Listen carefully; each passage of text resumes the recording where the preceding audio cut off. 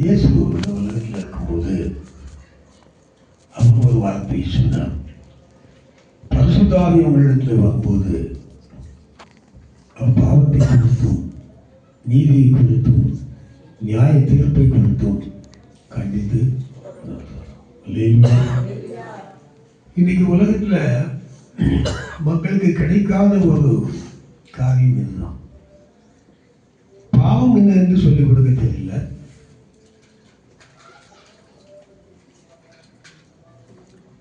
பாவத்தை குறித்தும் நீதியை குறித்தும் தேவனுடைய நீதி என்னவென்று மக்களுக்கு தெரியல. அவருடைய நியாய தீர்ப்பு என்னவென்றும் தெரியாத காரியம் தான். மற்றெல்லாம் தெரியும். இது தெரியாத காரியத்தை சொல்லிக்க யாருக்குத்தான் சொல்லிக் கொடுக்க முடியும்? யாருக்குத்தான் தெரியுது? யார் தான் அதை சொல்லிக் கொடுப்பாங்க? பரிசுத்த ஆவி. பரிசுத்த ஆவி எங்கே வருகிறாரோ அவர் இதெல்லாம் சொல்லிக் கொடுப்பார். பாவம் என்ன என்று சொல்லிக் கொடுப்பாரு, தேவ நீதி என்ன என்று சொல்லிக் கொடுப்பாரு, பாவம் செய்தால் என்ன தீர்ப்பு, பாவம் செய்யாட்ட என்ன தீர்ப்பு, நியாய தீர்ப்புன்னா என்ன, இதெல்லாம் சொல்லிக் கொடுப்பாங்க. அப்படி இன்னைக்கு என்ன சொல்லிக் கொடுக்குறாருன்னு பார்ப்போம். இன்றைக்கு நான் உங்களுக்கு சொல்லிக் கொடுக்க போகிறது உலகத்திலேயே முதல் உண்டான பாவம். என்ன சொல்லுவாங்க? முதல் உண்டான பாவம் என்னன்னு ஆதாம் கேட்கல. முதல் உண்டான பாவம் என்னது? இச்சை. இச்சையும் இச்சை அடக்கமும். அதான் நீ படிப்போம்.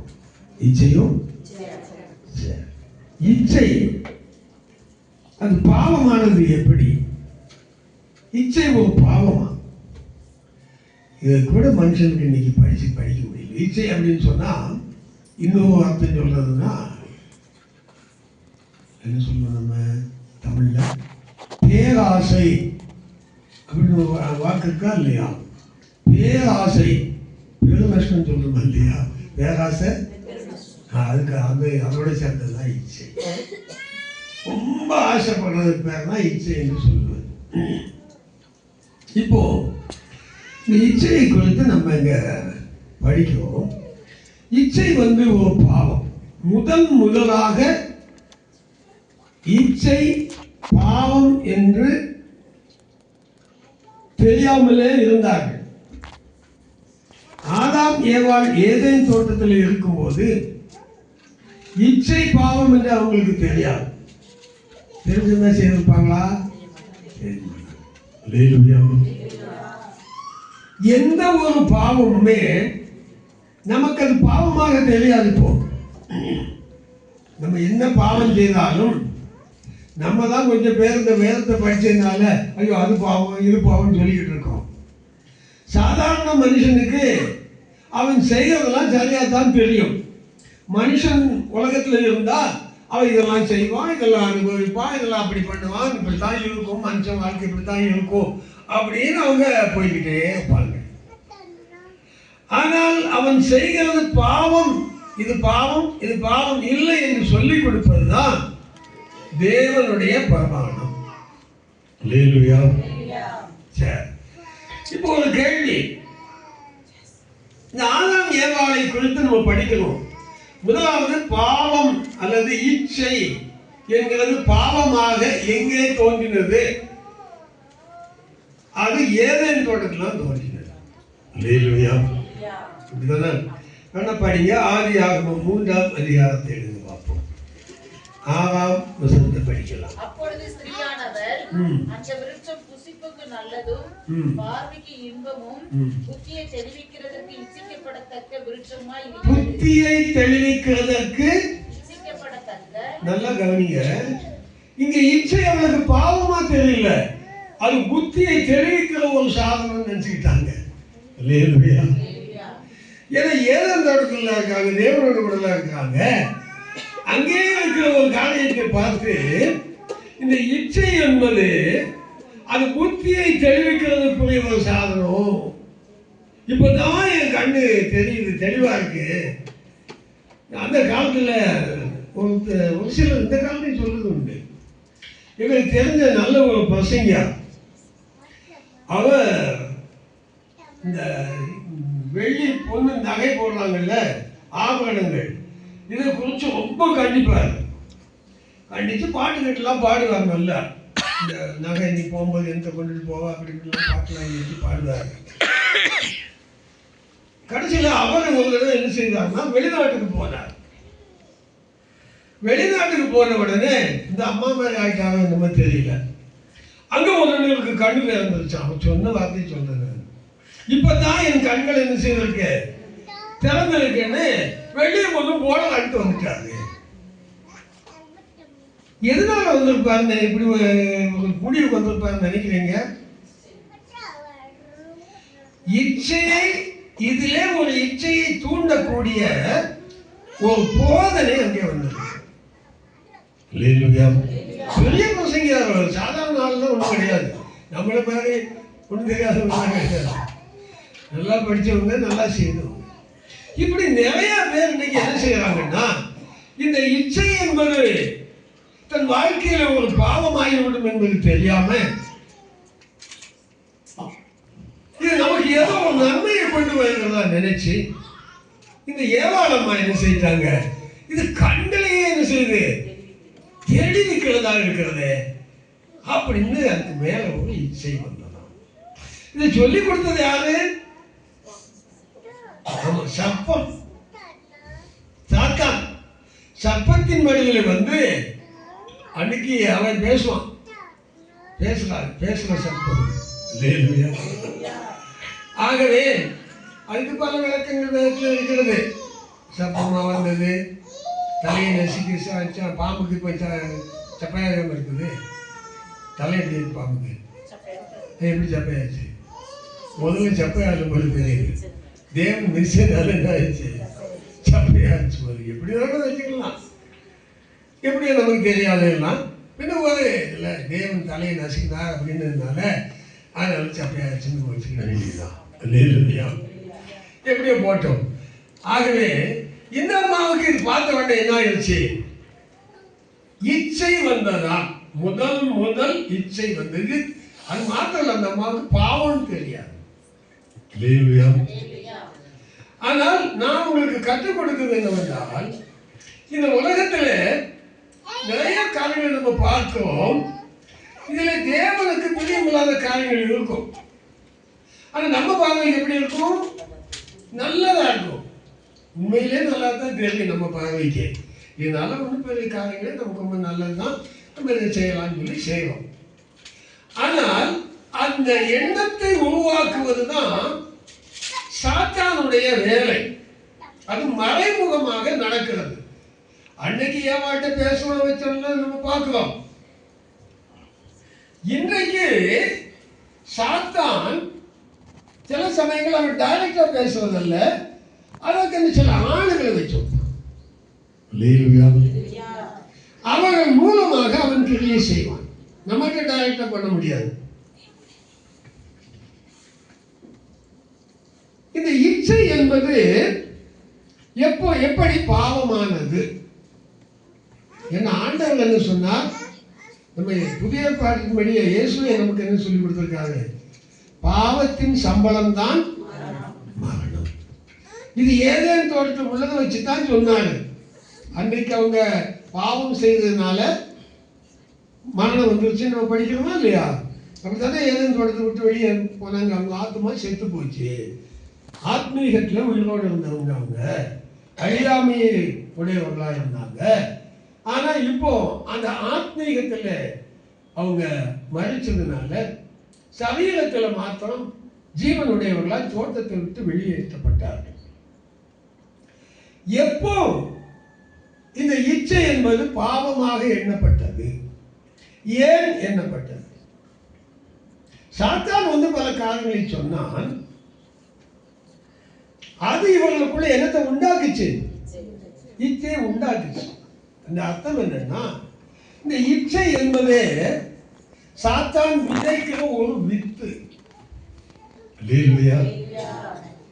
அந்த வித்து தான் உழைக்குது.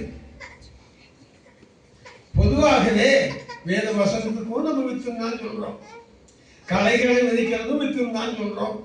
களைக்கு வித்து இருக்கா இல்லையா? கோதுமை மணிக்கு வித்து இருக்குது, களைக்கும் எல்லாமே விதையில போட்டு தான் வருவது. சாத்தான் தான் அதை விதைக்கிறான். இயேசு சொல்லி கொடுத்தாரா இல்லையா? களைகளை விதைக்கிறவன் சாத்தான் அப்படின்னு சொல்லி கொடுத்தாரா இல்லையா? தூங்கும் போது விதைச்சிடாரா இல்லையா? விழிப்போட இருக்கிறதுக்காக ஒரு கதையை ஒரு ஊமை சொல்லி கொடுத்தாரு. அவன் திடீர்னு வந்து விதைச்சிட்டு போயிடும். அதனால என்ன செய்யுங்க, நம்ம கொஞ்சம் விழிப்பா இருக்கணும். அப்படி மாதிரி இன்னைக்கு இருக்கிறதான உபதேசங்கள் தான் சாத்தானுடைய வித்தாக வந்தது. அன்னைக்கு உபதேசம்தான் இந்த இச்சைக்குரிய வித்து. இப்போ இந்த வித்துக்கு உயிர் வந்தா தான் என்ன செய்யும்? முளைக்கும். முளைச்சா பெருசாகும் இல்லையா? வித்து எப்படி முளைக்கிறது? இந்த சாத்தான் விதைத்த இச்சைக்கு காரணமாக இருக்கிற வித்தாகி இந்த வித்து அது இச்சை என்கிற ஒரு பெரிய மரமா வரும். அது எப்படி வரும்? இப்ப படிப்ப நீங்க 7ஆம் வசனத்தை படிங்க. அது 7 ரோமர் 7.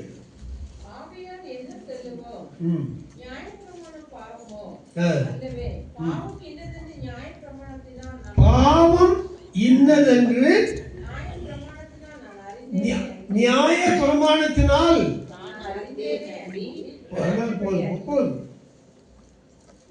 பாவம் இன்னதென்று சொல்லிக் கொடுப்பதும் அது பாவம் என்று நிரூபிப்பதும் நியாய பிரமாணம். எல்லாம் கவனிச்சிங்க. இந்த சாத்தான் போட்ட வித்து பாவம் என்று பிரமாணம் சொல்லி அதனால் அந்த வித்து உழைத்தது. என்ன பிரமாணம்? என்ன பிரமாணம்? அன்னைக்கு யாரும் ஞாபகம் பண்ணி வச்சிருந்தா? இயேசு முதல்ல போட்டாரா இல்லையா? வேதன் தோட்டத்துக்குள்ள கொண்டு வந்த உடனே இந்த கனியை புசிக்கிற நாளில் நீ புசிக்க கூடாது, அது தொடவும் கூடாது. இதை புசிக்கிற நாளில் சாகவே. அதுக்கு பேர் வந்தது சட்டம், பிரமாணம், கற்பனை. முதல் கற்பனை, முதலாவது உண்டாக்கப்பட்ட மனுஷனுக்கு கொடுத்த கற்பனை தான் இது. அது தேவனால் கொடுக்கப்பட்ட கற்பனை. இந்த கற்பனையினால், இந்த பிரமாணத்தினால் தான் இந்த அம்மாவுக்குள்ள உண்டான இந்த இச்சை இருக்குது. கண்களை தெரிவிக்கிறமாக இச்சை உண்டாச்சு. இந்த இச்சைக்கு உயிர் கொடுத்தாங்க. அதுதான் வாழ்ந்துச்சு. அதனால்தான் உங்களுக்கு சாவு வந்து. படிங்க, இப்ப படிங்க. மற்றபடி அறியவில்லை. நல்லா கவனிச்சுங்க.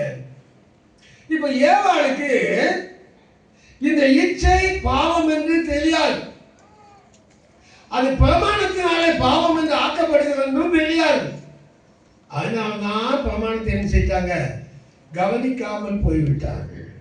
இன்னைக்கு நிறைய பேர் கர்த்தருடைய கற்பனைகளையும் பிரமாணங்களையும் சத்தியங்களையும் கவனிக்காமல் இருக்கிறதுனாலதான் இந்த பிரமாணம் என்ன செய்கிறது?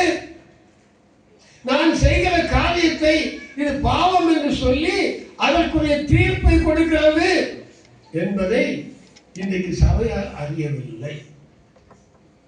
ஏதேன் தோட்டத்துக்குள்ளே இருந்தாலும் கூட சத்தியத்தை அறிந்து உணர வேண்டும். சத்தியத்தை அறிந்து உணராது இருக்கிற பெண் பிள்ளைகள் வஞ்சிக்கப்படுவார்கள். அப்படித்தான் இந்த அம்மாவை செய்யப்பட்டாங்க. அல்லேலூயா. பாத்தீங்களா? நீ எந்த சபைக்குள்ள இருந்தாலும் சரி, பாவம் இன்னதென்று சுட்டி காண்பிப்பதே என்னதான்? சத்தியம்தான், தேவனுடைய பிரமாணம் தான். இரண்டாவது, இந்த பாவத்துக்கு உயிர் கொடுப்பது அதுதான். அல்லேலூயா. செய்த பாவம் அது உயிர் அடைந்து விடும். எல்லாம் கவனிச்சீங்க. நம்ம பாவத்துக்கு உயிர் இருக்குதா இல்லையா? இருக்கா இல்லையா? இருக்குன்னா இருக்கு. வாசிங்க, அப்படியே வாசிப்பாங்க. பாவமானது கற்பனையினாலே சமயம் பெற்று சகலவித இச்சைகளையும் பாவமானது கற்பனையினாலே சமயம் பெற்று சகலவித இச்சைகளையும் ஒன்று ரெண்டு அல்ல, உலகத்தில் இருக்க சகல விதமான இச்சைகளையும் என்னில் இப்ப நடப்பித்தது அங்க ஒரு பெரிய செயல் நடக்கிறது. உயிர் இருந்தா தானே செயல்படும். பாவம் செயல்பட ஆரம்பிச்சிருச்சு பாருங்க. பாவத்துக்கு உயிர் வந்துச்சு. வாசிங்க. பாத்தீங்களா? நியாயப்பிரமாணம் மட்டும் அன்னைக்கு இந்த தேவன் இந்த ஆதாம் ஏவாளுக்கு இந்த பிரமாணத்தை சொல்லாமல் இருந்திருப்பார். ஆனால் இந்த பாவம் எப்படி இருந்திருக்கும்? அது வேலை செய்யாது, வேலை செய்திருக்காது. அவங்க மேல பிரச்சனை வந்திருக்காரு. பாவம் வேலை செய்யும் போது என்ன நடக்குது? பாவம் கிரியை செய்யணும்னா அதுக்கு என்ன வேணும்? உயிர் வேணும். பாவம் செத்ததா இருந்தால் உங்களுக்கு எனக்கு பிரச்சனை கிடையாது. இப்ப பாவத்துக்கு உயிர் கொடுத்தது என்னது? இந்த பிரமாணம். ஏன் நம்ம தேவனுடைய பிரமாணங்களை இவ்வளவு தூரத்துக்கு பேசுவோம்? ஏன் கேட்கிறோம்? ஏன் கை கொள்ளணும்? இந்த பிரமாணம் தான் ஒன்றுமில்லாத செத்த பாவத்துக்கு உயிரை கொடுக்கிறது. தேவனுடைய பிரமாணம் பாவத்துக்கு உயிர் கொடுக்கிறார். அதுதான் அவங்க அதிசயமா பேசின பவுலும் கூட. நானும் எங்களுக்கு தெரியாது, இப்பதான் தெரியும். ஆனால் அதனால பாவத்துக்கு உயிர் கொடுக்கிறது கற்பனை என்று சொல்லி கற்பனை தப்புன்னு நீங்க எடுக்காதுங்க. அதே பிரமாணம் தான் எந்த பாவத்துக்கு உயிர் கொடுத்து பாவம் என்று நம்மை சுட்டி காண்பிக்கிறதோ, நான் பாவம் என்று அறிந்த பிற்பாடு பிரமாணத்தினாலே அது அறியப்பட்ட பிற்பாடு அதை செய்யாமல் இருக்க தாயை செய்து வைத்தார். இந்த பாவத்திலிருந்து விடுதலை பெறத்தான் பாவத்துக்கு உயிர் கொடுத்தார். இந்த பிரமாணம் மட்டும் இல்லாட்ட நம்ம செய்யறது எல்லாமே நமக்கு நல்லா தான் தெரியும். ஆண்டவர் நம்ம தூக்கி அழிச்சு கேள்விப்பட்டு போயிடுவார். இப்ப பாவம் இன்னதென்று பரிசுத்த ஆவியானவர் வந்து ஏன் கண்டித்து சொல்லுகிறார்? நம்ம செய்யாம இருக்கதான். அவன் சொல்லாத எப்படி தெரியும்? நல்ல யோசனை பண்ணுங்க. இப்ப சத்தியத்தை படிக்கும், இது பாவம் என்று இது சொல்லிக் கொடுக்குது. எதுக்காக சொல்லிக் கொடுக்குது? நம்ம செய்யாமல் இருப்பதற்காக. இது பாவமே என்ன தெரியாம இருந்தா ஏவாளம் நம்ம செய்யணும். அவங்களுக்கு தெரியல. இப்படித்தான் இன்னைக்கு ஆவிக்குரிய திருச்சபை நடந்து கொண்டு இருக்கிறது. ஏதேன் தோட்டத்துக்குள்ள இருந்த அம்மாவே அப்படி ஆயிட்டாங்களே. சாதாரண உலகத்தில் இருக்கிற நம்ம என்ன ஆகுது? ஆகவே முதலாவதாக இந்த இச்சை நமக்குள்ளே வரும்போதே அந்த அர்த்தம் என்னன்னா, இந்த இச்சை என்கிற வித்தை சாத்தான் விதைக்கிறான். நீங்க இன்னைக்கு பாருங்க,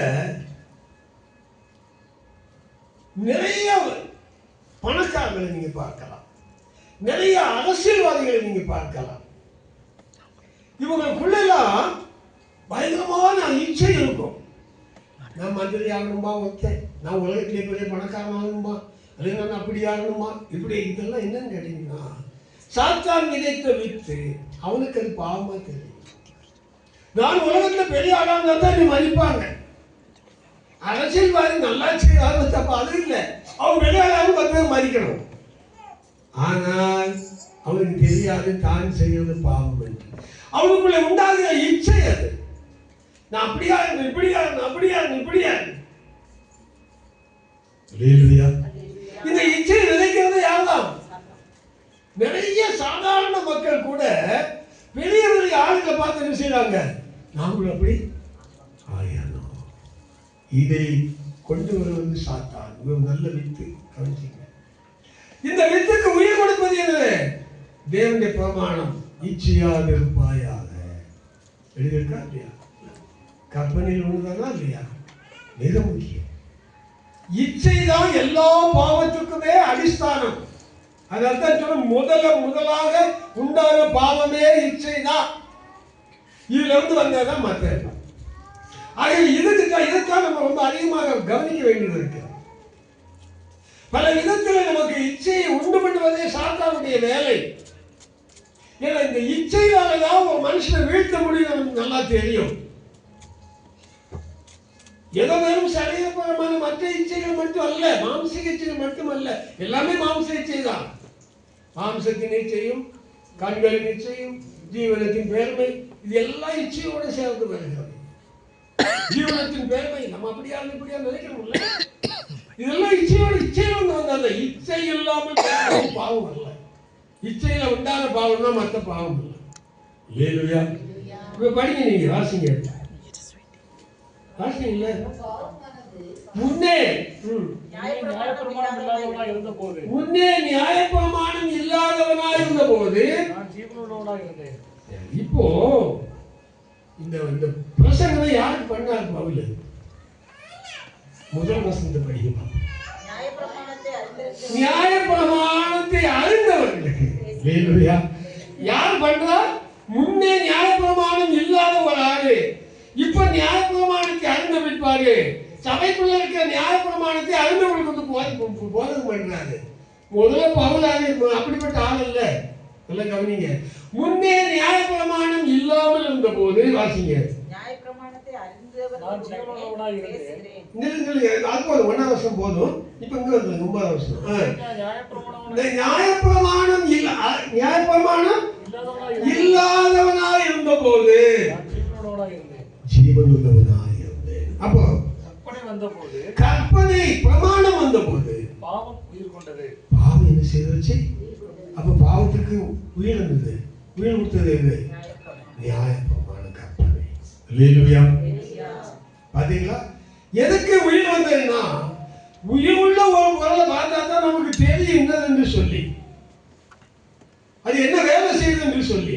அப்படித்தான் இந்த ஏவாளுக்குள்ளே இந்த இச்சை என்கிற பாவம் உயிர் கொண்டு மரணத்தை பறித்தது. அல்லேலூயா. அவங்க சரீரத்தை மாறுதல் வந்ததா வரலையா? வந்துச்சு இல்ல? உடனே நிர்வாணி ஆயிட்டாங்கல்ல. அல்லேலூயா. முதல்ல எப்படி இருந்தாங்களா? இல்லை. அப்போ இவங்க தேவனுடைய பிரமாணம், அது பிரமாணம் என்று இவங்க எடுக்கல. இது அதை தொடக்கூடாது, சாப்பிடக்கூடாது, அது சாப்பிடறதுனால செத்து போவேன் அப்படித்தானே. இப்போ டாக்டர் சொல்றாங்க, நம்ம வேற யாராவது சொல்லணும்னு வச்சுக்கோங்க, இதை சாப்பிட்டீங்கன்னா நீங்க என்ன செய்வீங்க? செத்துருவீங்க, அல்லது உங்களுக்கு பலன் வந்து சாப்பிடக்கூடாது அப்படின்னு சொன்னா நம்ம என்ன செய்யணும்? சாப்பிடாம இருக்கவும் இல்லை, இருக்கமா இல்லையா? அது சிலர் என்ன செய்வாங்க, அவங்க கிடைக்காத டாக்டர் இப்படி சொன்னா எதைத்தான் சாப்பிடாம இருக்கிறது அப்படின்னு என்ன செய்வாங்க? இப்படி டாக்டர் வார்த்தை அசட்டை பண்ற ஆட்கள் இருக்கிறாங்க. அவர் சும்மா சொல்றாரு, டாக்டர் அவங்க படிச்சிருக்காங்க. நியாயப்பிரமாணம் இல்லாமல் இருந்தபோது நமக்கு ஒண்ணும் தெரியாது. கொஞ்சம் சொன்ன பிறகு கேட்கணுமா வேண்டாமா?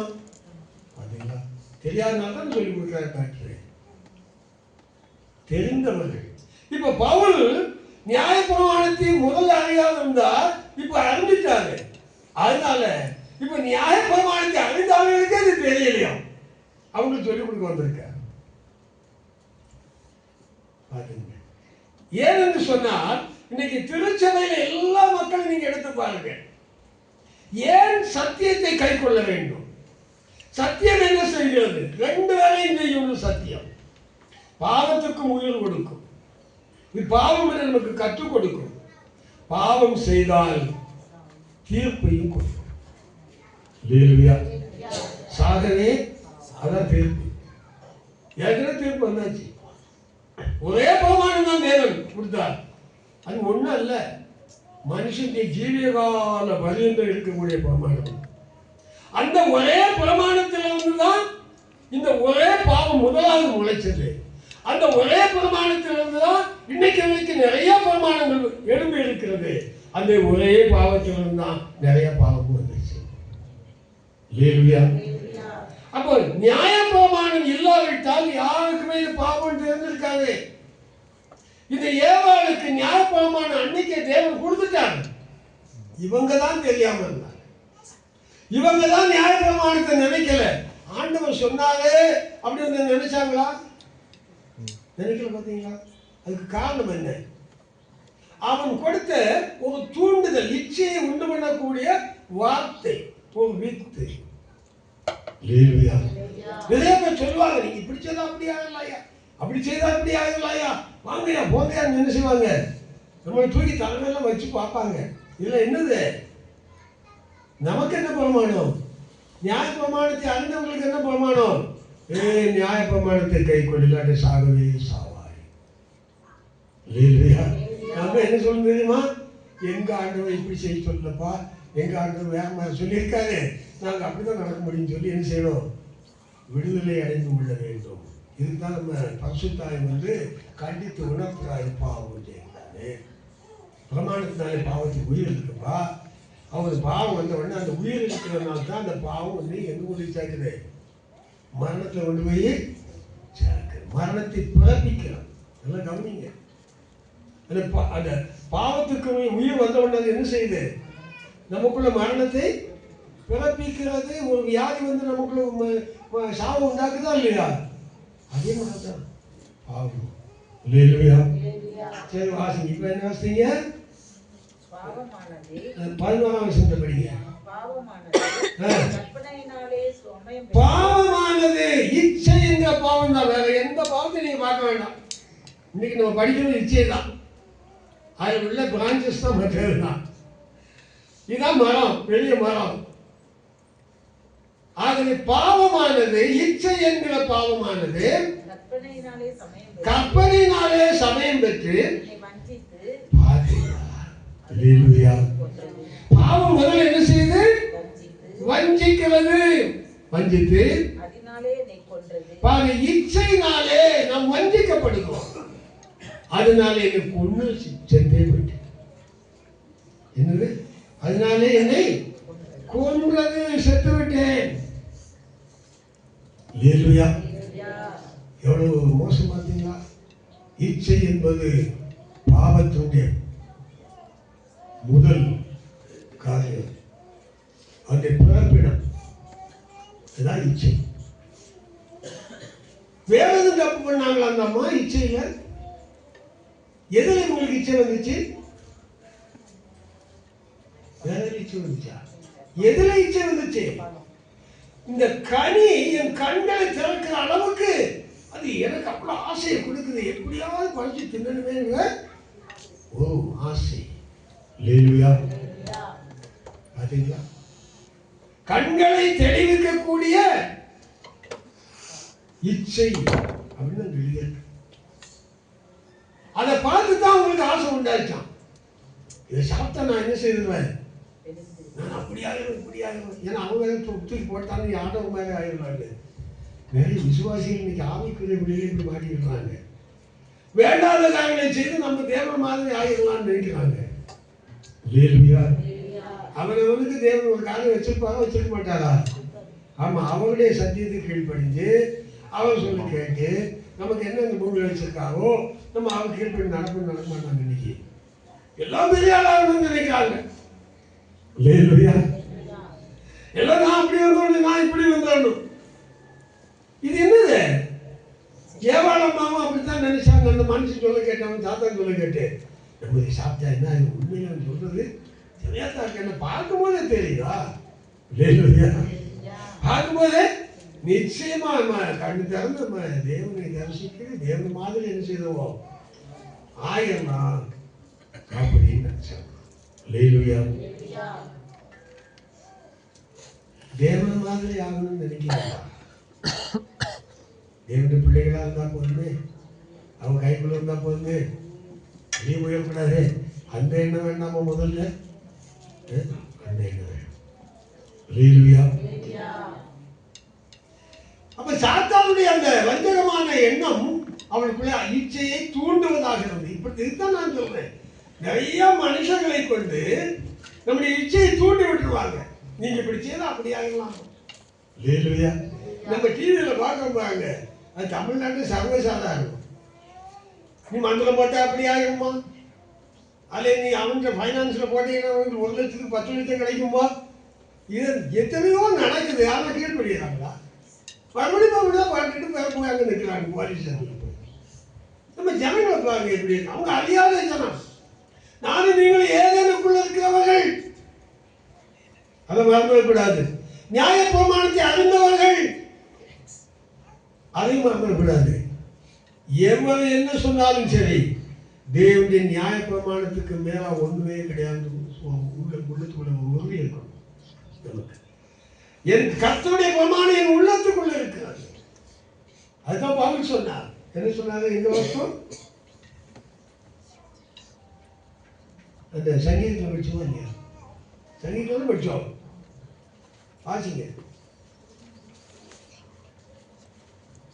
மகாசபையிலே நீதியை பிரசங்கித்து என் உதடுகளை மூட.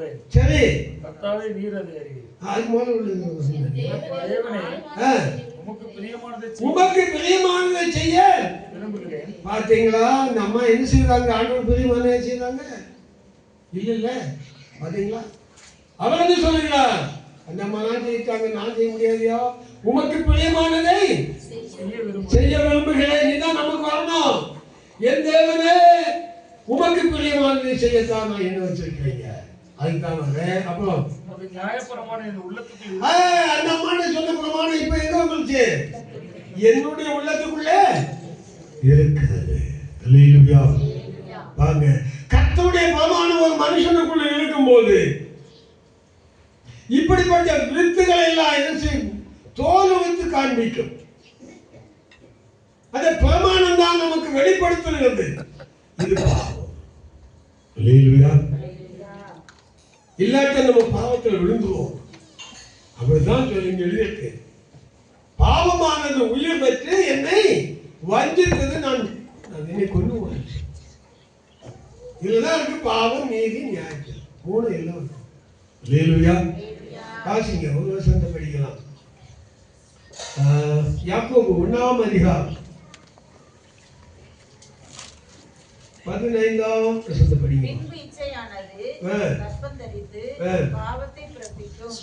பாவம் பூரணமாகும்போது கொஞ்சம் முதல் வசனத்தை படிக்கலாம். அவனவன் தன் சுய இச்சையினால். நான் பாத்தீங்களா? இன்னைக்கு நிறைய மக்கள் வேதனையும் அது இது எல்லாம் சொல்லுவாங்க. ஆண்டவர் சோதிச்சிட்டாம்பாங்க, சாத்தான் சோதிச்சிட்டாம்பாங்க. இப்படி பல காலங்கள் நம்ம விசுவாசிகள் வாயில் வந்து வரதை பார்த்தோம்.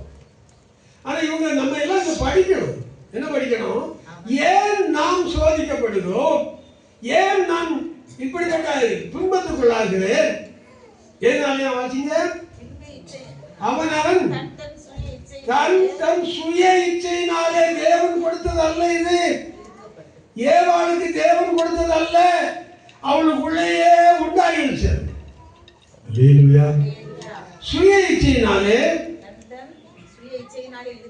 இழுக்கப்படுகிறான். இழுக்கப்படுகிறான். இதுதான் நடக்குது. சுய இச்சையினாலே இழுக்கப்படுகிறான். பாவத்தை துணிந்து செய்வதற்கு இழுக்கப்படுகிறான். இந்த இச்சை பாவம் என்று அவனுக்கு தெரியல. என பிரமாணமே படிக்கல. வேதம் சொல்லுகிறது, உனக்குள்ள இருக்க சுய இச்சை அது பாவம். பிரமாணம் சொல்லுகிறது. வாசிங்க. பின்பு வாங்க, இதனாலே சோதிக்கப்படுகிறான். வேதனை வந்து சுய இச்சையினாலே வேதனை வந்துட்டு கூட திரும்ப முடியல. காலம் கடந்து போகும்போது ஒரு வியாதி இருக்குது. இந்த வியாதியை உடனே என்ன செய்யணும்? மாத்துறாங்களா இல்லையா? ஆபரேஷன் அதெல்லாம் பண்றாங்களா இல்லையா? இல்லையா? அப்படிதானே சுகம் கிடைக்குது. அதை அப்படி வச்சுட்டு இருந்தா சுகம் கிடைக்குமா? இருக்காது. உடனே மாத்தணும். நம்ம மக்கள் என்ன செய்யறாங்கன்னா, அப்படியே உள்ளது இருக்கு, சுய இச்சை உள்ள இருக்குது, வேதனை வருது, அது மார்க்கம் கண்டுபிடிக்க முடியவில்லை.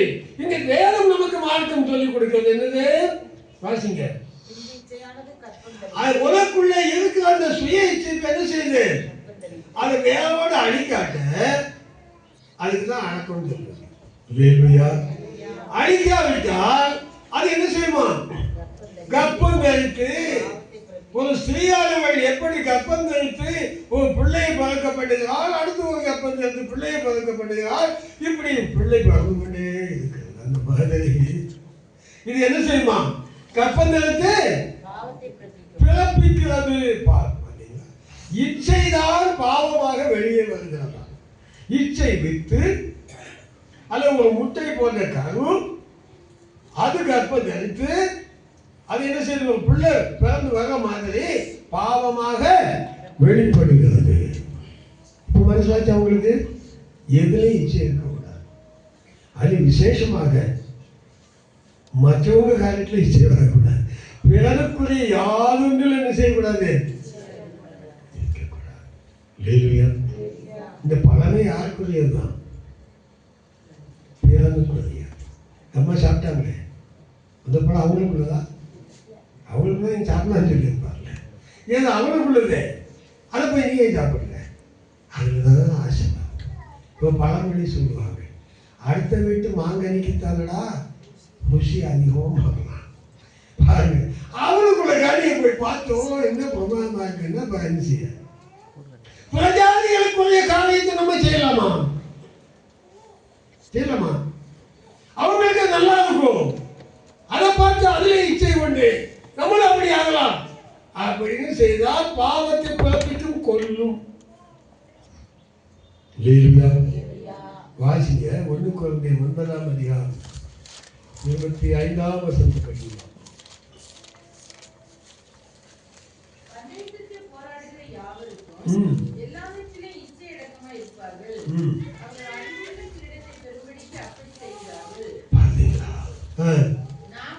சரி, இச்சை அடக்கம் எதற்காக? இதை வேரோடு அழிப்பது எதற்காக? இது நமக்குள்ள வரக்கூடாதுன்னு சொல்றது எதுக்காக? எதுக்காக? அழியாததை சுதந்திரிக்க. அழிந்து போறதுக்காகவே மனுஷன் என்ன செய்யறானா? கொஞ்சம் இச்சை அடக்கமா இருக்கான். எப்போ சாப்பிடக்கூடாது, இது சாப்பிடக்கூடாது, ஓட முடியாது, சாட முடியாது. அந்த ஒருத்தர் இருக்காங்க கோச்சு, அவர் சொல்றபடிதான் என்ன செய்யணும்? நடக்கணும். அவர் சொல்ற சாப்பாடு தான் சாப்பிடணும், இல்லாட்டி நம்மளால வெற்றி பெற முடியாது அப்படின்னு அழிந்து போகிற அந்த பரிசுக்காக கொஞ்சம் கிடக்கும் இருக்காங்களா இல்லையா? அதை பார்த்தா நம்மளால படிக்கணுமா வேண்டாமா? இல்லையா? உலக மனுஷனை பார்த்து கூட மனுஷன் படிக்கிறது வேதத்தில் எழுதியிருக்கு. அவங்களே இப்படி இருக்காங்களப்பா, அழிந்து போகிற என்னத்துக்காக?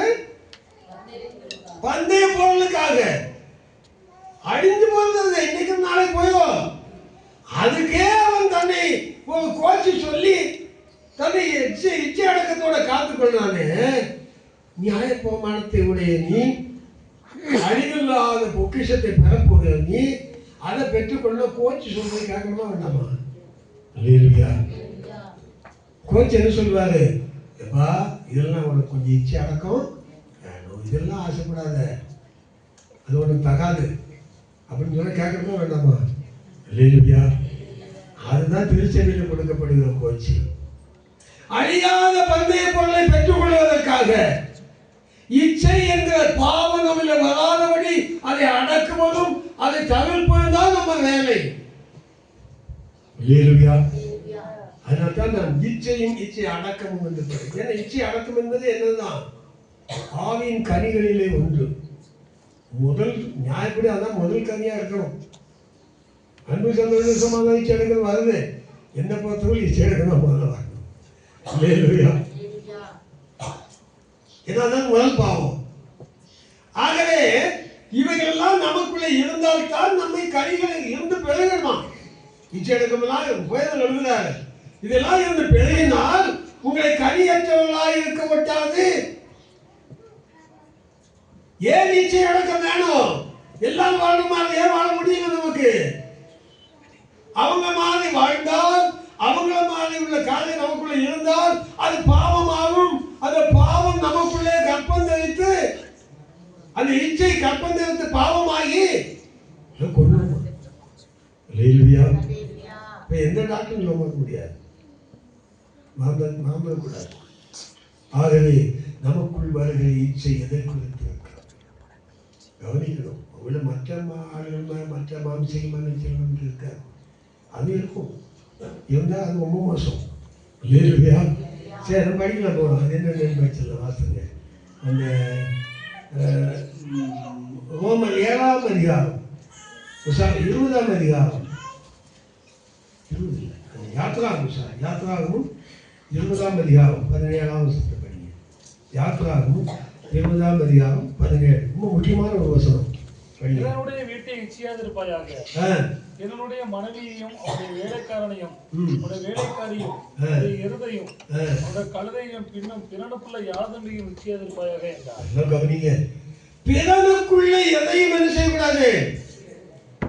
இந்த பிரமாணத்தை ஒட்டி ஒரு சின்ன காரியத்தை உங்களுக்கு சொல்லிக் கொடுக்க போறேன். ஆதி பக்தர்கள் இஸ்ரவேல் ஜனங்கள் செய்த காரியம், அவர்களுக்குள் வந்த இச்சை எப்படி வந்துச்சுன்னு சொல்லிக் கொடுக்க போறேன். இவ்வளவு பிரமாணத்தை பெற்றிருக்காங்கல்ல, பிரமாணம் பெற்றால் வந்துட்டு இருக்காங்க. அதனால தான் பவுல் சொல்ல, பிரமாணத்தை பெற்ற உங்களுக்கு சொல்லுகிறேன். அல்லேலூயா. இப்ப வாசிங்க நீங்க ஒரு வசனத்தை. உபாகமம் 7ஆம் அதிகாரம் 25 26 படிங்க.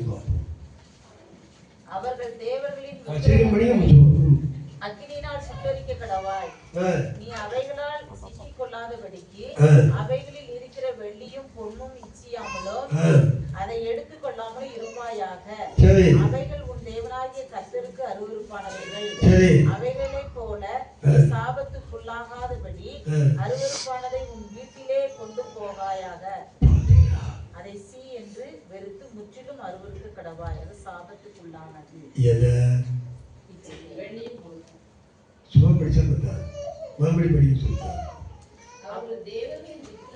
இந்த ஜனங்கள் நல்ல கவனிச்சீங்க. முதல் வருஷத்தை கூட படிச்சாங்களா நீங்க? அவர்களுடைய ராஜாக்களை உன் கையில் ஒப்பு கொடுப்பார். எந்த வருஷம் படிச்சீங்க? 24. சரி. அவர்களுடைய ராஜாக்களை உன் கையில் ஒப்பு கொடுப்பார். சரி. அவர்கள் பேர் வானத்தின் கீழ் இராதபடி புறஜாதிகளையும் அவங்களே ராஜாக்களையும் ஓங்காலிக்கிறத வர வச்சுப்பாரு. படிச்சீங்க நீங்க? புறஜாதிகளுக்கும் நமக்குள்ள வித்தியாசத்தை நீங்க பார்த்துக்கிடணும். வாசிங்க. இராதபடிக்கு அவர் வானத்தின் கீழ் இராதபடிக்கு அவர்களை சங்கரிக்க கடவாய். நல்ல பாருங்க, உன் காலின் கீழே அவங்களை கொடுக்கும்போது அவங்களை சங்கரிக்கணும்னு எழுதியிருக்கு பழைய ஏற்பாட்டு பிரமாணத்தின்படி. அந்த அர்த்தம் என்னன்னு கேட்டீங்கன்னா, அவங்களுக்கும் உங்களுக்கும் எந்த சம்பந்தமும் இருக்காதபடி வெட்டி துண்டாக்கிருக்கும். அதான் சங்கரிக்கிறது.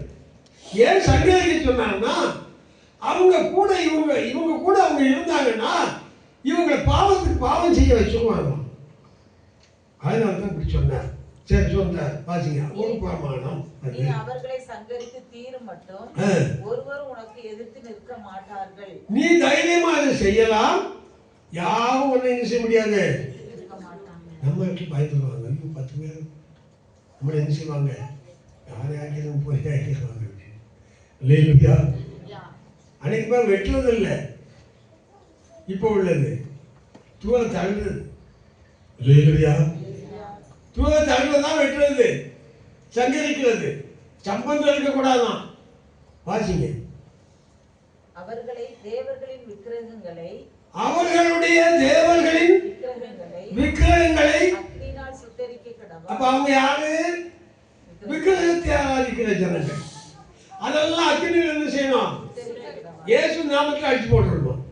வாசிங்க. நீ அவைகளால் சிக்கிக் கொள்ளாதபடிக்கு அவைகளில் இருக்கிற வெள்ளியும் பொன்னையும். பாருங்க, இந்த விக்கிரகத்தில் என்ன இருந்துச்சு? அங்கதான் விஷயமே. இன்னைக்கு நம்ம மக்களுக்கு இந்த வெள்ளியும் பொண்ணுன்னா என்னன்னு தெரிய மாட்டேங்குது.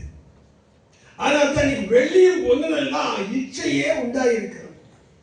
அதுலேயும் நம்ம தமிழ்நாட்டில் இந்தியா தேசத்தை வச்சுக்கோங்க, சொல்லுவாங்க இது இல்லாம வாழ்க்கையே கிடையாது, இது அவன் போட்ட வித்து. இவங்க கூட கொஞ்சம் புறஜாதிகள் வந்தாங்க. இஸ்ரவேல் ஜனங்கள் கூட எல்லாம் கவனிச்சுக்கணும். இஸ்ரவேல் ஜனங்கள் கூட புறஜாதிகள் வந்தார்கள். அவங்க எல்லாம் இப்படித்தான் இருந்தாங்க. அவங்களுக்கு என்னன்னு தெரியாது. தேவன் இவங்களுக்கு அற்புதங்களை செய்து பலவிதமான காரியங்கள் செய்தவுடன் பயந்து போய் என்ன செய்தாங்க? எகிப்தை விட்டுட்டு இவங்க கூட வந்தாங்க. அப்படி நிறைய பேர் சபைக்குள்ள வருவாங்க. சபைக்குள்ள வந்துட்டா அவங்கள மாதிரி நம்ம பார்க்க கூடாது. நம்ம வழியில அவங்கள கொண்டு வரணும். நம்ம மக்கள் அப்படி இல்லை. அவங்க வந்து எப்படி இருந்தாலும் பரவாயில்லன்னு போயிட்டு இருப்பாங்க. அவங்கள பார்த்து நம்மளும் அந்த மாதிரி ஆயிரம் செய்வாங்க. அப்படி ஆகக்கூடாது. வாசிங்க. அவைகளைப் போல நீ சாபத்துக்குள்ளாகாதபடி அருவருப்பானதை உன் வீட்டிலே கொண்டு போகாயாக. பாத்தீங்களா? அவர்களைப் போல நீங்கள் சாபத்துக்குள்ளாக கூடாது. அப்போ இந்த வெள்ளியும் பொன்னியும் வைத்திருக்க இவங்களுக்கு என்ன இருக்குது? ஏன் சாபம்? அது சாபம் உள்ள சாபத்துக்குரிய பொருளா இருக்கு. அதை அவங்க வச்சிருக்காங்களாம், வீட்டுக்குள்ள வச்சிருக்காங்க. அதனால அவங்க சாபத்துக்குரியவங்க. நீ சாபத்துக்குள்ளாகாதபடி உன் வீட்டுக்குள்ள என்ன செய்யக்கூடாது?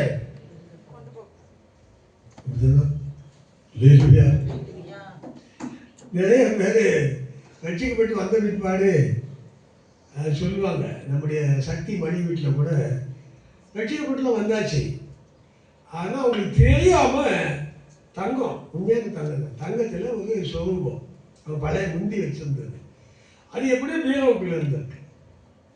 இவங்க எப்போ பார்த்தாலும் வேதனை வேதனை வேதனைன்னு சொல்ல, அப்போ திடீர்னு ஒரு நாள் இவங்க ஏதோ எடுக்கிறதுக்கு பார்க்கும்போது சாதம் உள்ள இருந்திருக்கு. அப்போ எனக்கு சொன்னாங்க, ஐயோ தயவு செய்து இருக்கக்கூடாது, அது தங்கமாச்சு என்ன செய்யறதுன்னு கேட்டாங்க. நம்ம அதை யூஸ் பண்ணக்கூடாது, வேற மாதிரி இருக்கு, இப்போ ஏழை மக்கள் கொடுத்துருங்க அப்படின்னு. வீட்டுக்குள்ளே இருக்கக்கூடாது, நம்மளும் என்ன செய்யக்கூடாது. ஆமாம் செய்யக்கூடாது, அது போய் போட்டுக்காக நிம்மதி வந்துச்சு. வீட்டுக்குள்ளே இருக்கக்கூடாதான். ஒருவேளை நம்ம இப்போ விக்கிரகங்கள்னால நம்ம செய்திருக்க மாட்டோம், நம்ம ஒரு சில்லுவையில் போட்டுக்குவோம், பார்த்துருக்கீங்களா? இல்லையா? அதே விக்கிரகம் தான். சிலுவையில் தூக்கி மேலே போட்டுக்கிட்டு கும்பிட்டுக்கிட்டு இருக்குதுக்கா? இந்த சிலுவையெல்லாம் கும்பிடக்கூடாது, சிலுவை சுமக்கணும் நம்ம. இல்லையா? நம்ம மேலே ஒரு பாவம் இது, அந்த பாவத்தை தூக்கிட்டு போகணும். நம்ம இயேசுநாதர் சொன்ன மாதிரி அவர் பின்னால போகணும். அது கும்பிடுறதுக்கா? இயேசு சிலுவை கும்பிட்டாரா? நீங்கள் கும்பிடல. அப்போ சிலுவை கும்பிட்டாங்களா? பார்த்தீங்களா? ஆனால் இன்னைக்கு நம்ம மக்கள் என்ன செய்வாங்க? சிலுவை மேலே போட்டுக்குவாங்க, பெரிய பெரிய பிஷப் மாதிரிலாம் போட்டு அப்படி வந்திருக்காங்க. இதை பார்த்தோம் நம்ம ஆளுகள் என்ன செய்வாங்க? சிலுவை போட்டு அதை முத்திக்கிறது, அதை பார்த்து அப்படி கும்பிட்டு போட்டுக்கிறது, எல்லாம் விக்கிரகம் தான். இதெல்லாம் தவிர்க்கணும், வீட்டுக்குள்ள இருக்கக்கூடாது. பிரமாணம் சொல்லுகிறது இது தவறு. நியாயப்படி இன்னைக்கு இவைகள்லாம் செய்வது ஏதோ ஆராதனைக்கும் தொழுகிறதுக்கு அல்ல, இவங்களுக்குள்ள உண்டான இச்சை, இந்த பொன்னை குறித்த இச்சை, வெள்ளியை குறித்த இச்சை, இதுதான் பாவமாகிறது. அதை விட முடியல அவங்களுக்கு. ஆவிக்குரிய மனுஷன் என்ன செய்வான்? அவனுக்குரிய பிரமாணம் என்ன? பார்த்தீங்களா? புறஜாதி மார்க்கத்தினுடைய இந்த காரியங்களை செய்யக்கூடாது. இது புறஜாதி மார்க்கத்தானுடையது. வீட்டுக்குள்ள என்ன செய்யக்கூடாது?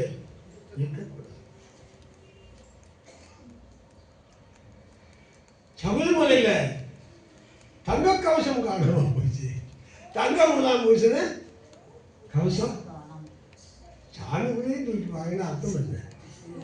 அது மேலே வந்து இச்சை தானே, தங்கம் கிடைச்சா விடுவாங்களா? அதுங்களா ஆசை தானே. இப்போ ஜெயிலுக்குள்ள கிடக்கும்ல. பொன்னின் மேலும் வெள்ளியின் மேலும் உள்ள இச்சை உண்டு பண்ணுகிறது யார்தான்? அவன் மேல. ஏன்னா அவன் பொன்னால் அலங்கரிக்கப்பட்டவன், சாத்தான் பொன்னால் அலங்கரிக்கப்பட்டவன். இதை இந்த ஜனங்களுக்குள்ள சொல்லியாச்சுன்னா நிச்சயமா நம்ம என்ன செய்வாங்க?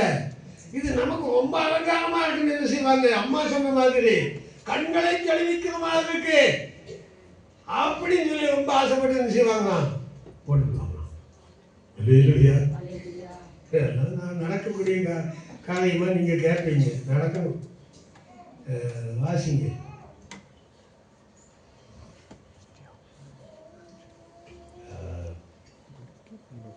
ஒன்று குழந்தையர் 10ஆம் அதிகாரம் 3ஆம் வசனம் படிக்கும். சீக்கிரம் படிக்க முடிச்சோம். எல்லாரும் ஒரே ஞான போஜனத்தை புசித்தார்கள். இது நமக்குள்ளே நியாய பிரமாணத்தை அறிந்தவர்களுக்கு உபதேசம்.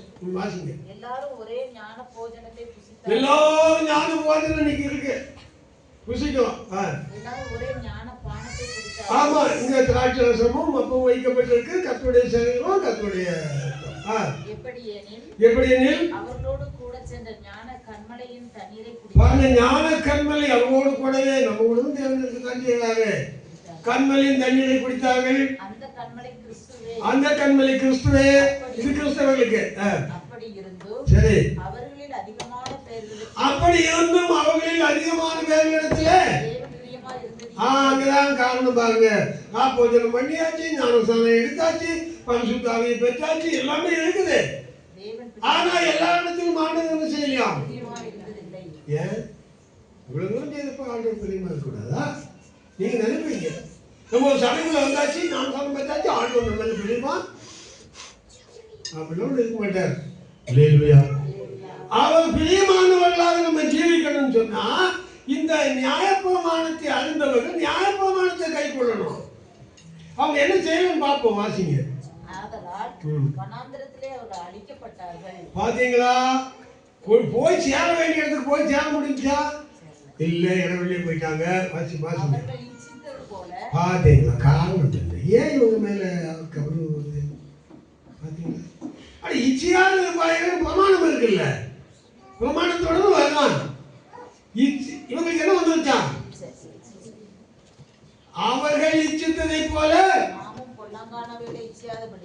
யாரு இங்க இருக்கிறாரு, இங்க இருக்கிறவங்களுக்கு உபதேசிப்போம்.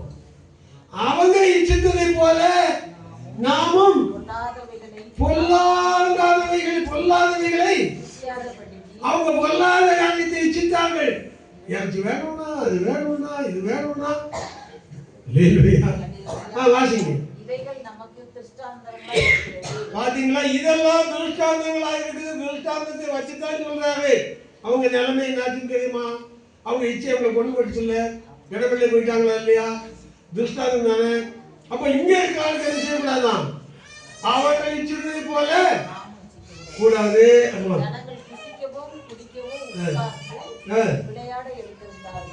போதும் போதும். இப்ப படிங்க நீங்க தீத்து 1ஆம் அதிகாரம் 7ஆம் வசனம் படிங்க. நீங்க படிங்க. படிங்க போதும்.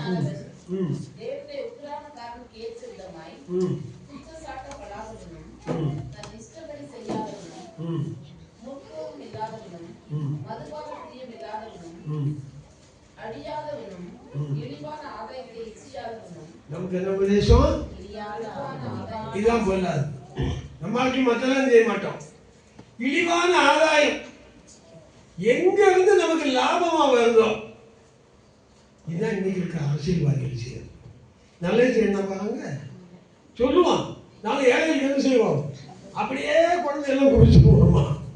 ஏழைகளுக்குள்ள ஊற்றிட்டு விட்டுட்டு போய், ஏன்னா அவனுக்கு அதான் 5 வருஷம் தான். அது என்ன செய்யணும்? நம்ம ஆளுகளும் அப்படித்தானே செய்யறாங்க. வேதம் இது அரசியல்வாதிக்கு சொல்லல, இது விசுவாசிக்கு, ஊழியக்காரங்களுக்கு. ஊழியக்காரங்க என்ன செய்யறாங்களா? இழிவான ஆதாயத்திற்காக அதை இச்சிக்கிறார்கள். கவனிங்க, எங்க பாருங்க, ஏவாளுக்குள்ள உண்டான இச்சை, ஆதாம் ஏவாளுக்குள்ள உண்டான இச்சை இப்ப இருக்கிற விசுவாசிக்கு ஊழியத்துக்காரங்களுக்கு வந்துச்சு. நம்ம குழந்தைகளை பார்க்க வேண்டாம், அரசியல்வாதியை பார்க்க வேண்டாம். நான் சும்மா உதாரணத்துக்கு சொல்றேன், அவ்வளவுதான். இங்க இருக்கிற விசுவாசியை பாருங்க, நீங்க ஊழியக்காரனை பாருங்க. அவர்கள் இச்சிப்பதை போல இச்சிக்க கூடாது. பிரமாணம் இருக்கா இல்லையா? இழிவான ஆதாயத்தை இச்சிக்க கூடாது. தேவன் கொடுக்கிறது அண்ணனுக்கு கொடுக்கிறது, மற்றதெல்லாம் இழிவுதான். அதுக்கு மேல நீங்க போயிட்டீங்கன்னா அது இழிவான ஆதாயம். உங்க உழைப்பின் மேல உண்ட தேவன் உங்களுக்கு அதிகாரம் கொடுத்திருக்காரு. அவர்தான் படி அளக்கிறாரு. மோசமான சூழ்நிலைகளிலே அல்லது தவறான வழிகளிலே வருகிற ஆதாயத்தை என்ன செய்யக்கூடாது? இது நமக்குரிய வழி அல்ல, இது அவங்களுக்குள்ள வழி. அவங்க பார்த்து நம்ம என்ன செய்யறோம்? ஆனால் அவர்கள் இச்சத்தை பண்ணி செய்யக்கூடாதுன்னு நினைக்கிறோம். இப்போ படிங்க தீமோத்தேயு 1 தீமோத்தேயு 6ஆம் அதிகாரம் 10ஆம் வசனம். ஐஸ்வரியவான்களாக விரும்புகிறவர்கள் பண ஆசை எல்லா தீமைக்கும் வேறாய் பண ஆசை எல்லா தீமைக்கும் வேறாய் இருக்கிறது. சரி சரி. சிலர் அதை இச்சித்து சிலர் பண ஆசை எல்லாருக்கும் இருக்குது, அதுதான் வேகம். நல்லா கவனிச்சிங்க. எதுக்கு வேறு? எல்லா தீமைக்கும் வேற அதுதான். இது மேல என்ன உபதேசம் வேணும்? பண ஆசை இல்லாத மனுஷனே கிடையாதுன்னு சொல்லலாம். சரி பரவாயில்ல. சிலர் அதை என்ன செய்வாங்க, இச்சித்து அந்த ஆசைக்கு மேல ஒண்ணு வந்துருது, இச்சித்து. அங்கதான் இச்சை பாடுது பாருங்க. எது மேல ஆசை உண்டாகிச்சோ அது மேல ஒரு இச்சை உண்டாக்கிறது. அதான் கற்பம் நினைத்து பாவமாகுது. வாசிங்க. சிலர் அதை இச்சித்து விசுவாசத்தை விட்டு வழுவி சரி அநேக வேதனைகளாலே தங்களை பாத்தீங்களா? சிலர் அதை இச்சிக்கிறார்கள். பண ஆசை இன்னும் நிறைய சேர்க்கணும் இச்சித்து என்ன செய்யறாங்க, நடக்கிறாங்க.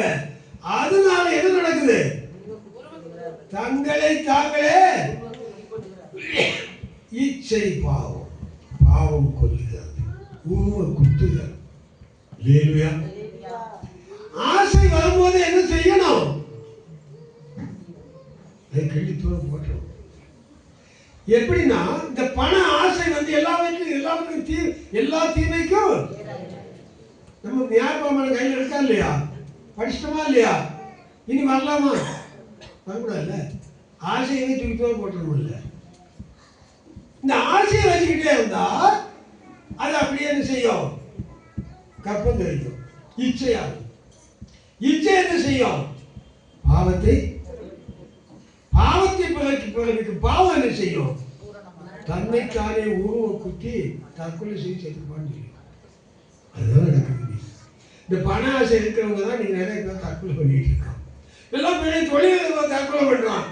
பண ஆசையில் சேர்த்தான், கடைசியில் எல்லாம் போச்சு. இப்போ தற்கொலை தன்னைத்தானே உருவ குத்தி கொள்ளுகிறான். நிறைய பேர் அப்படித்தான். பண ஆசை அது இச்சை ஆகி விடுகிறான். இச்சை வந்த உடனே எப்படியாவது சம்பாதிக்கணும் அப்படின்னு நினைச்சான். ஏன்னா மற்றவங்கள மாதிரி ஆகுறதுக்காகத்தான். திருச்சபை மக்களுக்கு அப்படி உபதேசம் கிடையாது. போதும் என்ற மனதோடு கூடிய தேவ பக்தியோடு இருந்து அழிவுக்குரியதுக்காக அல்ல, அழியாததற்காக நம்ம பந்தை போவதற்காக போட்டு இருக்கோம். இச்சை பாவத்தை பிறப்பிக்கும். பாவம் மரணத்தை தன்னைத்தானே உருவ குத்தி அழிந்து நிறைய மக்கள் இருக்காங்க, விசுவாசி இருக்காங்க, எல்லாரும் இருக்காங்க, புரியுறாங்க, எல்லாம் இருக்காங்க. வாசிக்கிற வசனத்தை 6ஆம் அதிகாரம் 12ஆம் வசனம்.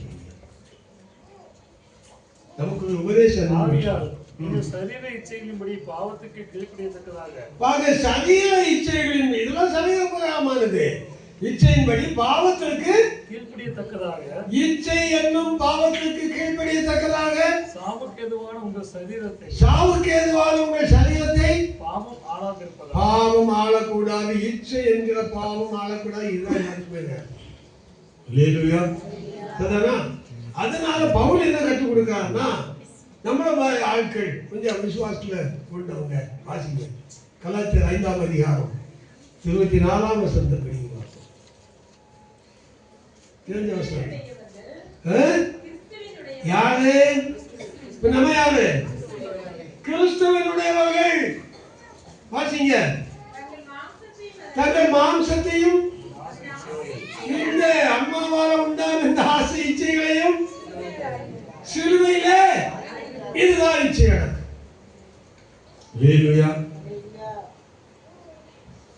இச்சை ஆளக்கூடாது. அதை சிலுவையிலே அடித்து அதை என்ன செய்யணும்? அடைக்கணும். யாரு? கிறிஸ்துவின் உடையவர்கள். கவனிங்க. நானும் நீங்களும் கிறிஸ்துவின் உடையவர்களா இருப்போமானால் இப்படிப்பட்டதான இச்சைகள் நமக்கு வரவிடாதபடி அது உடனே என்ன செய்வோம்? சிலுவை கும்பிடுறதுக்கு இல்லை, சிலுவையில் அடிக்கிறதுக்கு. வரக்கூடாது. பாஸ்தங்க என்ன வசனத்தை விட 1 பேதுரு 1ஆம் அதிகாரம் 14ஆம் வசனம். சீக்கிரம் 1 பேதுரு. நீங்கள் உங்கள் அறியாமையினாலே பரவாயில்ல, நியாயப்பிரமாணம் சத்தியம் தெரியல, நம்ம மாதிரி நாங்கள் என்ன செஞ்சோம்? தப்பு பண்ணிட்டோம். அப்படித்தானே? முன்னே நீங்கள் உங்கள் அறியாமையினாலே சத்தியம்னா என்னன்னு தெரியாம இந்த இச்சை என்ன செய்ய போகுது, அது ஒண்ணு செய்ய போறது இல்லை, எல்லாருக்குள்ளதான் எனக்கு இருக்கு அப்படின்னு அறியாமையினாலே கொண்டிருந்த இச்சைகளின்படி முன்னே அறியாமல் நமக்குள்ள இச்சை இருந்திருக்கலாம். இப்ப அறிஞ்சாச்சு அது இல்லையா, இதுதான் பாவம், அறிஞ்சாச்சு அது இல்லையா. அப்ப என்ன செய்யணும்? வாசிங்க. இனி என்ன செய்யக்கூடாது, அறிஞ்ச பிற்பாடு நடக்க கூடாது. வாசிங்க. எதுக்கு கீழ்ப்படியணும்? ஏதேன் தோட்டத்தில் சொன்ன வார்த்தைக்கு என்ன செய்யணும்? புசிக்காத, அவன் செய்த மாதிரி செய்யாத, அவன் சித்த மாதிரி சுச்சிக்காத, வீட்டுக்குள்ள கொண்டு போகாத இருக்கா இல்லையா? அதுக்கு என்ன செய்யணும்? நம்ம கீழ்ப்படிந்து அது வந்துருக்குமா? வந்திருக்காது. ஆகவே இவைகளுக்கு கீழ்ப்படிந்து பிள்ளைகளாக இருந்து உங்களை அழைத்தவர் பரிசுத்தராக இருக்கிறது போல நீங்கள் உங்கள் எல்லாத்தையும் என்ன செய்யணும்? பாத்தீங்களா? அல்லேலூயா. இதான் நமக்கு ஒரு உபதேசம். விடுபடாதுங்க. 1 பேர் 2ஆம் அதிகாரம் 11ஆம் வசனம் படிச்சீங்க. பிரியமானவர்களே, அந்நியர்களும் பரதேசிகளுமாய் இருக்கிற நீங்கள் ஆத்மாவுக்கு விரோதமாய் போர் செய்கிற மாம்ச இச்சைகளை விட்டு விலகி, ஆத்மாவுக்கு விரோதமாகத்தான் இந்த இச்சை என்கிற பாவம் போர் செய்தான். எல்லாம் கவனிக்க. இது அதனால்தான் நமக்கு ஆத்மீகத்தில் ஆதாம் அவனும் செத்தாங்க. இப்பதான் சரீரத்தில் நமக்கு மரணம் வந்திருக்கு. ஏதேன் தோட்டத்தில் வந்து சரீர மரணம் அல்ல, ஆத்மீக மரணம். இப்ப வெளியே வந்து அதுக்கு அப்புறம் தான் சரீரத்துக்கு மரணத்தை தேவன் கீழ்படியாத உண்டு பண்ணினார். இந்த உலக வாழ்க்கையில் ஜாஸ்தி இருக்க முடியாது அப்படின்னு சொல்லி சரீரத்துக்கு மரணத்தை உண்டு பண்ணது தேவன் தான். அவங்க கீழ்படிந்தால் அவங்க ஆத்மா செத்து இருக்காது. பாத்தீங்களா? அதனால மறுபடி நம்ம உயிர்ப்பிக்கத்தான் இயேசு வந்தார் உலகத்துக்கு, நம்ம ஆத்மாவை உயிர்ப்பிக்கிறதுக்காக. வாசிங்க. புறஜாதியர் உங்களை அக்கிரமக்காரர் என்று விரோதமாய் பேசும் விஷயத்தில் சரி அவர் உங்கள் நற்கிரிகளை கண்டு அவற்றிலிருந்து சந்திப்பினாலே சரி தேவனை மகிமைப்படுத்தும்படி நீங்கள் அவர்களுக்குள்ளே நல்லடக்கி உள்ளவர்களாய் இருக்கிற புறஜாதிகளுக்குள்ள அவங்களுக்குள்ள நம்ம வித்தியாசமா நடக்கணுமா, நல்ல நடக்க வேணுமா? அவங்கள மாதிரி இச்சத்து அவங்கள மாதிரி பண்ணிலாம் போகக்கூடாதான். 4ஆம் அதிகாரம் 2ஆம் வசனம். ஏனென்றால் மாம்சத்தில் பாடுபடுகிறவன் நீ மாம்சத்தில் இருக்கும் காலம் வரைக்கும் இனி மாம்சத்தில் இருக்கும் காலம் வரைக்கும் மனுஷனுடைய இச்சையின்படி பிழைக்காமல். பாத்தீங்களா? அப்ப இந்த இச்சை என்னது? மனுஷனுடைய இச்சை. சாத்தான் மனுஷனுக்குள்ள விதைச்சிருக்க, அது எல்லா மனுஷனுக்குள்ள விதைச்சிட்டான். அல்லேலூயா. எல்லா மனிதர்களுக்கும் வந்தாச்சு. இனி நம்ம என்ன செய்யணும்? கிறிஸ்துவனுடையவர்கள், நியாயப்பிரமாணத்தை அறிந்தவர்கள், திருச்சபைக்கு உட்பட்டவர்கள், கிறிஸ்துவின் உடையவர்கள். இனி என்ன செய்யக்கூடாதான்? இந்த மனுஷர்கள் இச்சிக்கிறதுல நம்ம என்ன செய்யக்கூடாது? நடக்காமல் தேவனுடைய சித்தத்தின்படி பிழைக்கத்தக்கதாக, தேவனுடைய பிரமாணத்தின்படி பிழைக்கத்தக்கதாக பாவங்களை விட்டு பாத்தீங்களா? பாவங்களை விட்டு. அப்ப இந்த பாவத்தை ஓய பண்ணுகிறது என்னதுதான்?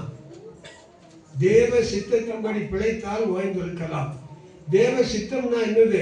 அப்படி பிரமாணத்தின்படி வாழ்வது, அதான் தேவ சித்தம்.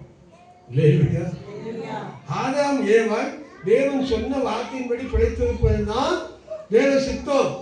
ஆனால் போயிட்டாங்க. அதனால இனி அப்படி போகாதபடி இனி நம்ம மாம்சத்தில் இருக்கிற காலம் வரைக்கும் தேவனுடைய பிரமாணத்தின்படி நாம் வாழ்ந்து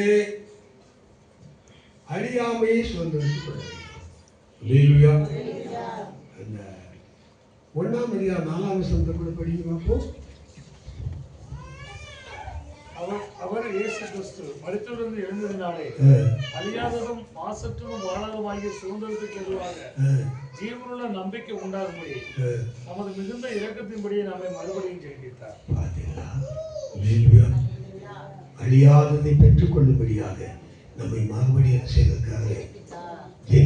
ஜெனிப்பிக்கப்பட்ட பிள்ளைகள் மற்றவர்களை இச்சித்ததை போல இச்சிக்கக்கூடாது. மக்கள் மனுஷர்களை இச்சித்ததை போல இச்சிக்கக்கூடாது. இச்சை என்பது எல்லா பாவத்துக்கும் அடிஸ்தானமானது. அந்த பாவம் இந்த பாவம் சொல்லல, எல்லாம் இதுல இருந்து வர்றதுதான். இது கர்ப்பம் தரித்து பரவுகிறது, பலுகி பெருகுகிறது.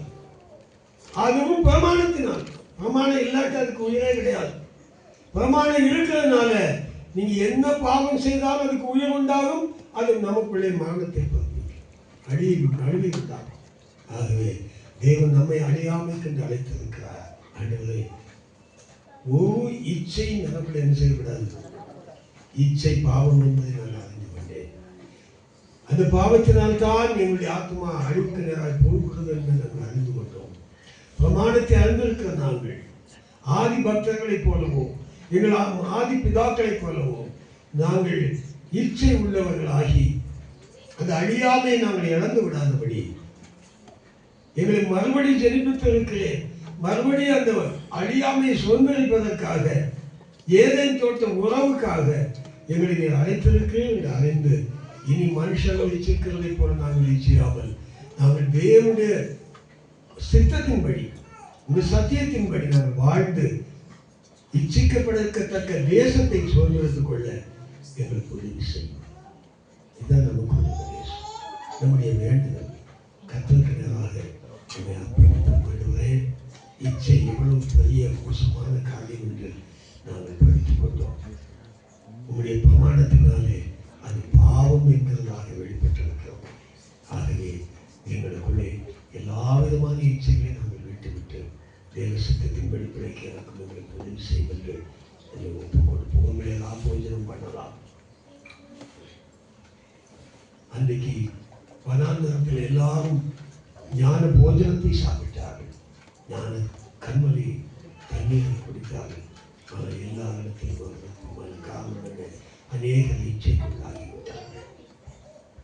அதனால அவங்க எல்லாம் இருந்தாங்கன்னா ஆகவே நாம் அப்படி ஆகாதபடி நாங்கள் திருச்சபைக்குள் இருந்தாலும் நாங்கள் மாதம் பள்ளியில் இருந்தாலும் கூட தேவ சித்தத்தின்படியே உடைய சத்தியத்தின்படியே வாழ்ந்து நாங்கள் நித்தியத்தை அடைந்து கொள்ள உதவி செய்யும் என்று சொல்லி நம்மை அர்ப்பணிப்போம். எல்லாரும் முழங்கால் படிக்கிறோம்.